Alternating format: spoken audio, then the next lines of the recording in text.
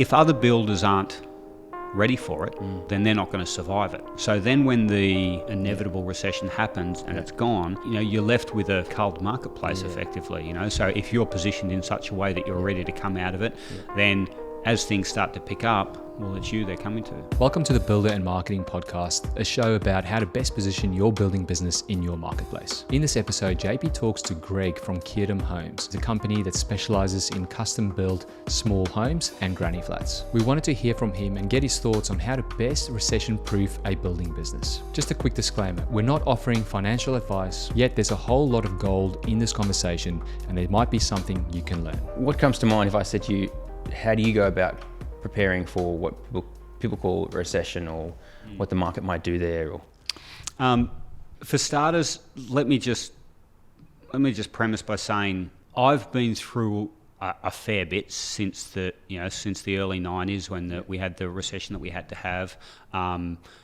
different ups and downs in the market, and I must say that a lot of the time when people are saying that there's no work out there, I've been flat out. And a lot of times when people are saying, it's flat out there, I've had nothing to do. Yeah. So it's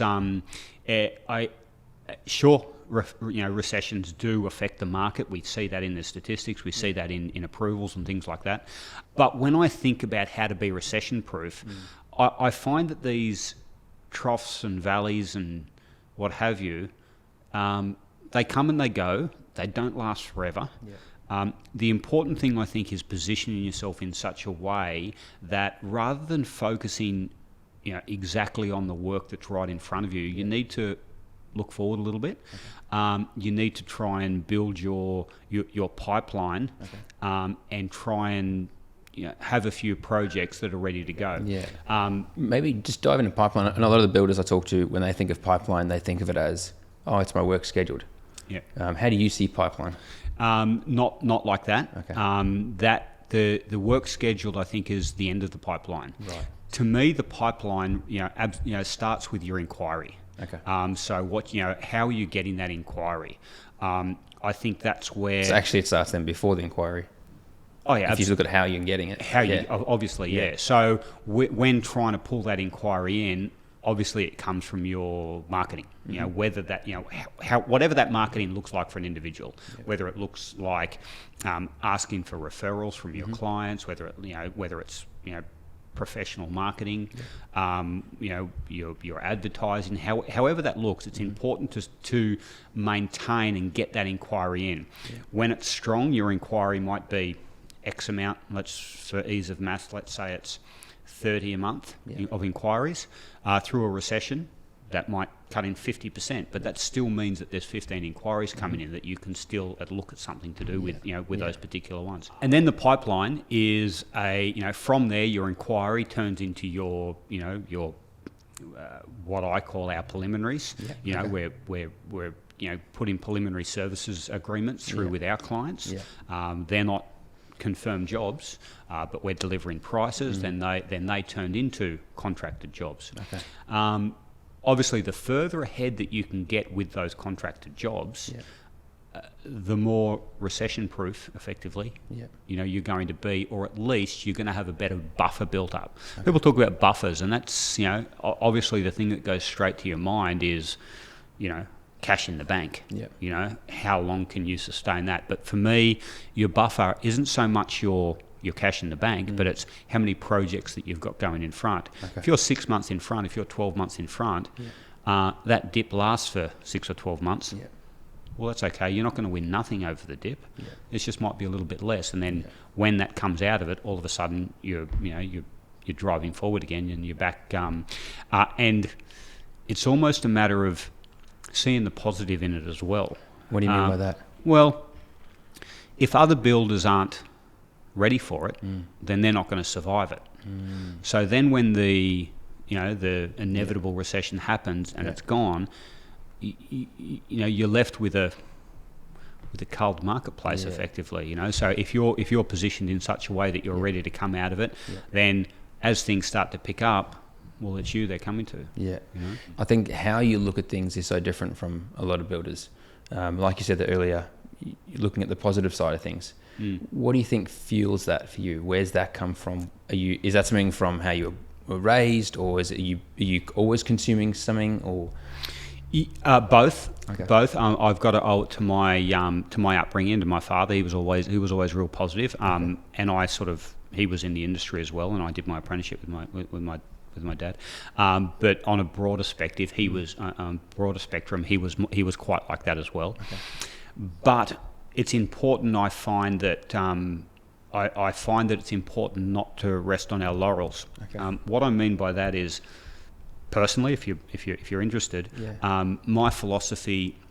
I was talking recently, and somebody spoke to me, and they said something about mental fitness, Right. and it was like a key turning in a lock. Yeah. It was just this real aha moment when they used the term mental fitness as opposed to mental health. Yeah. It suggested to me that mental fitness is something that you can do something about. You can build like a muscle. You like how's your physical fitness? Yeah, Your right. physical fitness is only strong if You're working at it. go for a walk, if you go for a run, if you go to the gym.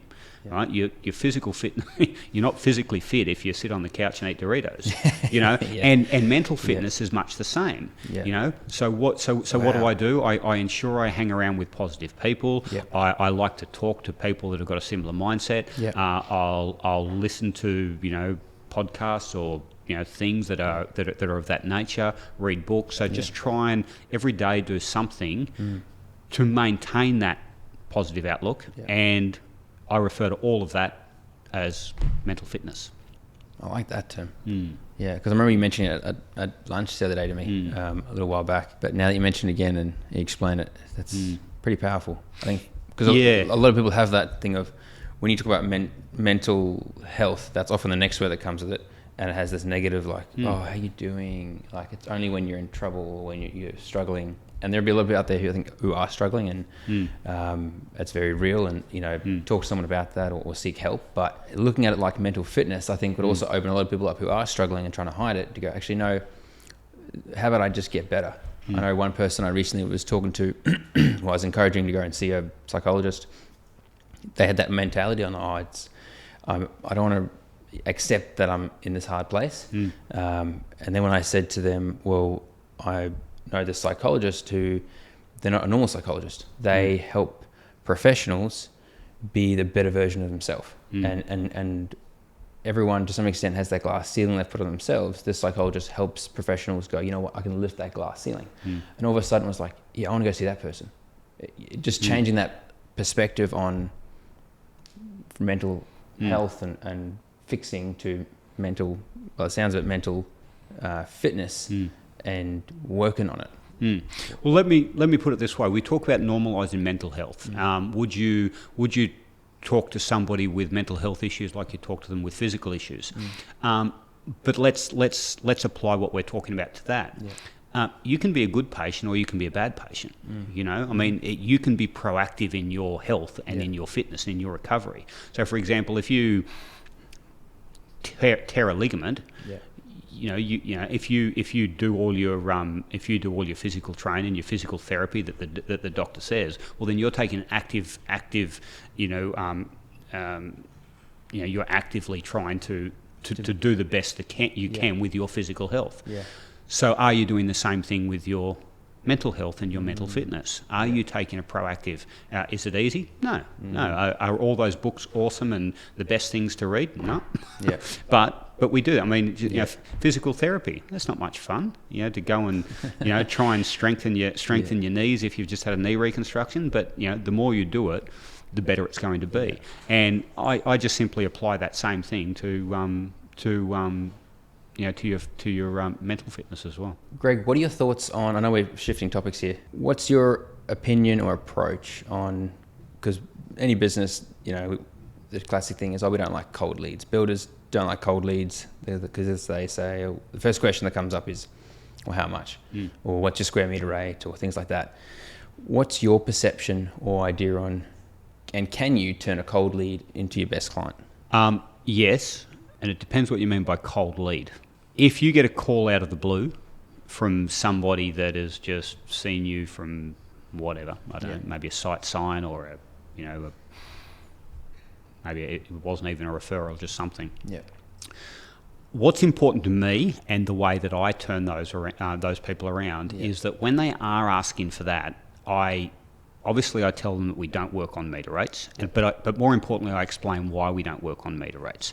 And when they say, how much is this, I effectively tell them that the problem with giving them that information is it's just, and if they are getting that information from somebody else, I explain the flaws behind it. And so I tell them either A, that person is giving you an inflated price to cover themselves because of their amount of work, or they're giving you a price that isn't really going to be very accurate because they're going to have to reassess that when they do get those particular things done. Personally, what I do is I talk to my clients about previous projects based on what they've told me they want to do.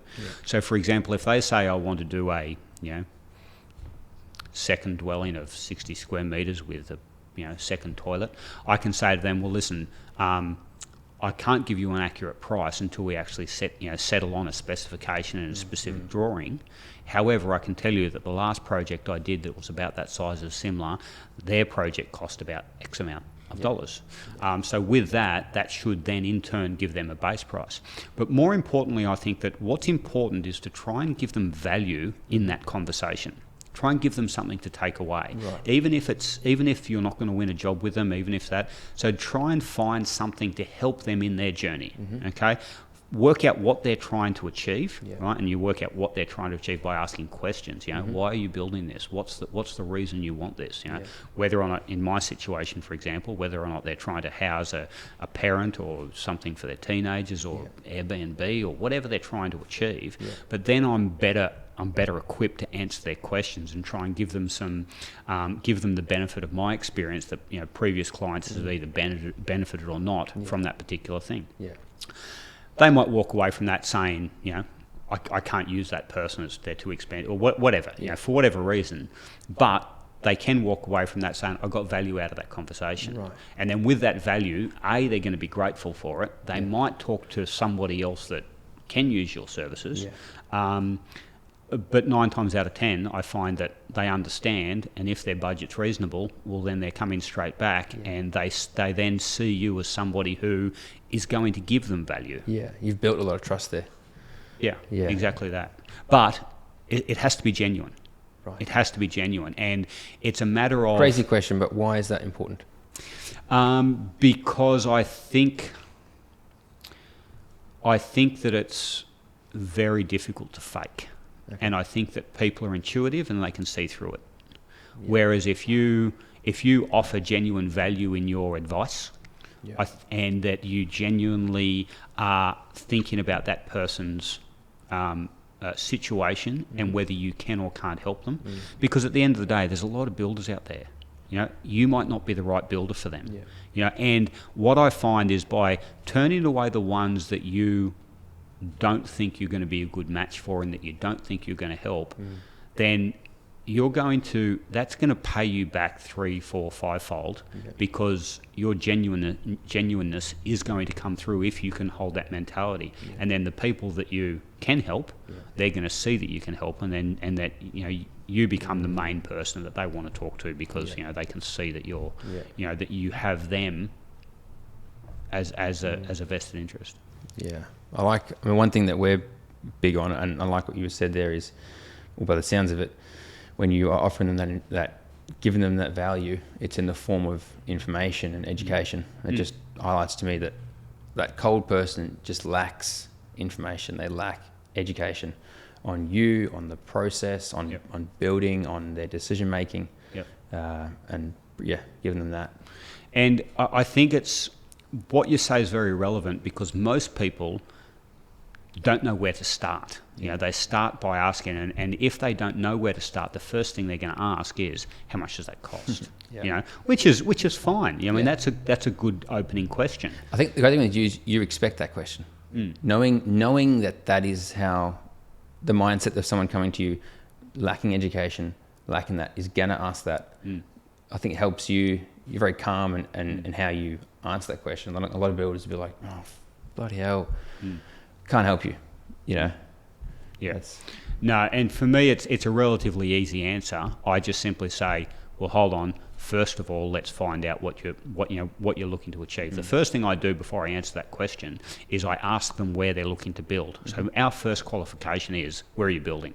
Are you building in the radius that we build? If the answer is no, then I tell them that we might not be able to help them.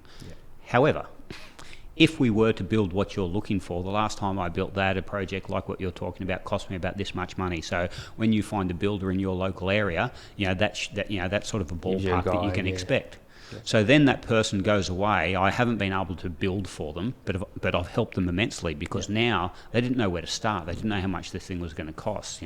Can I help them? Well, maybe I can't by building for them, but I can help them by offering them a bit of advice.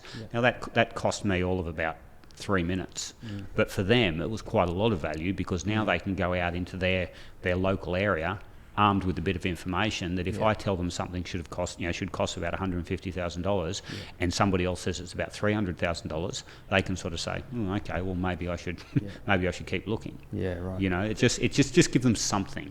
Just give them something. It doesn't take up too much of your time. Yeah, wow. And the butterfly effect of that is pretty big.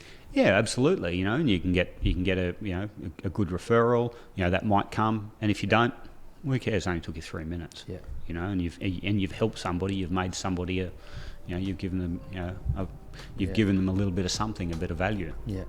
Yeah, epic. Awesome. Well, Greg, big thank you for jumping on and answering a couple of questions. Really appreciate it. Hope it helps. Thank you for listening or watching this podcast. If you're not already subscribed, visit bizvideo.com.au/podcast, where you can enter your email, and then we will send you each new episode.